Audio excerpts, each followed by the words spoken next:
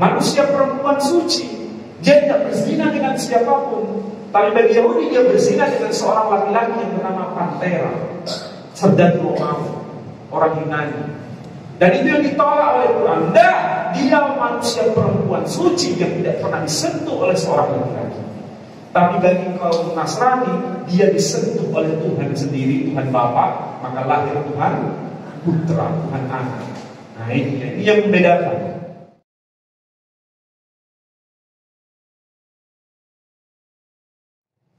Nah, bedanya begini, Nasrani itu dalam Injil Matius disebutkan ada kemiripan, cuma redaksinya aja beda. Maryam itu, ya, itu punya tunangan, namanya Yusuf An-Najjar. Bukan Nabi Yusuf ya, Yusuf An-Najjar, Yusuf si tukang kayu. Dalam tradisi Yahudi, namanya seseorang kalau sudah dipinang itu sudah menjadi milik mutlak. Milik mutlak, orang lain tidak boleh melamar dia. Itu sudah menjadi tradisi Yahudi. Tapi coba lihat dan silakan tanya kepada teman yang punya teman Nasrani, tanyakan, ada nggak Yusuf itu pernah berinisiatif mau menceraikan Maria? Jawaban mereka ada. Tapi belum menikah ya, belum suami istri. Tapi statusnya mirip suami istri karena tunangan itu. Kenapa kok dia mau menceraikan Maria? Kenapa? Alasannya sederhana kan? Hamil. Waktu malam, ya, malaikat menampakkan diri kepada dia. Ini Injil yang sekarang ya. Silakan tanya kalau nggak percaya. Dikira saya itu bohong, tanyakan sendiri. Beliau kan punya banyak teman. Ada nggak informasi kayak ini?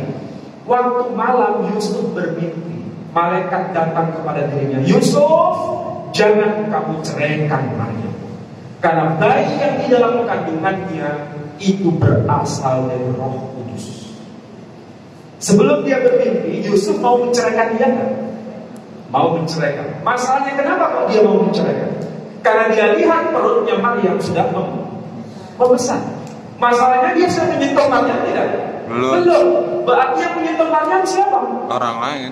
Nah, menurut Yusuf pasti ada pihak ketiga yang telah mencampuri sehingga Maryam mengandung.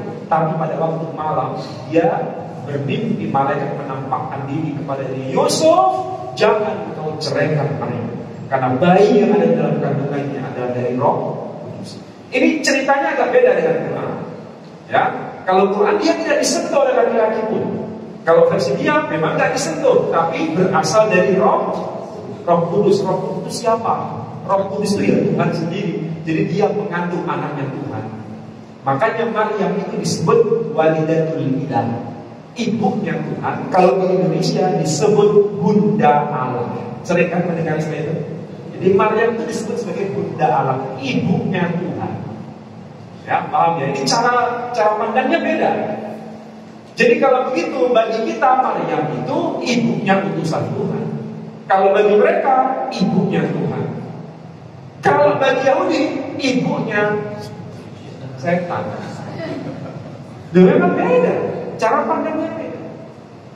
Makanya sebagai seorang Muslim kita harus tahu beginian itu, harus tahu cara pandang yang berbeda, sehingga kita tahu yang benar mana, yang sudah menyimpang itu yang mana. Islam datang itu fungsinya sebagai penengah, wasatah. Kalau anak zina, perempuan pezina, itu saya ibaratkan untuk ekstrim kiri. Kalau bunda Tuhan, ibunya Tuhan, ini anak Tuhan, itu ibaratnya ekstrim kanan. Ada ekstrim kiri, ada ekstrim kanan. Kita Muslim datang sebagai penengah, tidak kanan, tidak kiri. Dan ini ajaran Quran sebagai kritik. Makanya Quran ini datang. Kalau benar, ya dibenarkan. Kalau menyimpang, ya diluruskan. Apa yang benar? Maryam itu benar.